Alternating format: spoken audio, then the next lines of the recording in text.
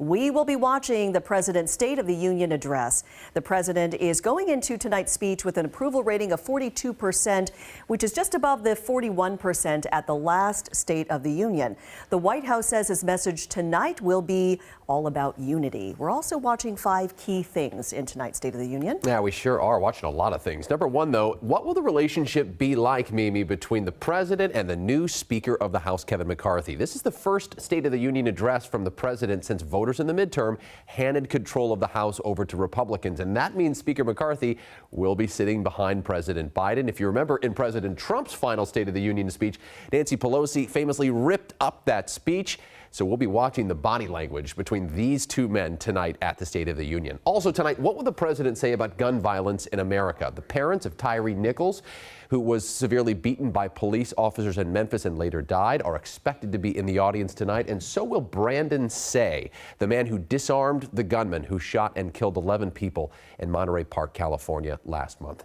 A third thing we'll be watching tonight, what will the president say, if anything, about that Chinese balloon? Look for him to possibly talk about that decision to have the military shoot it down and how tough the president might become on China in response. Also, number 4 tonight, we're watching the latest in Ukraine. The president has repeatedly said the U.S. is committed to helping as long as it takes in Ukraine, but the United States has already spent $30 billion in security assistance so far as the war stretches into year 2. And a 5th thing we're watching tonight, Mimi, what will the president say, if anything, about the big question many are asking?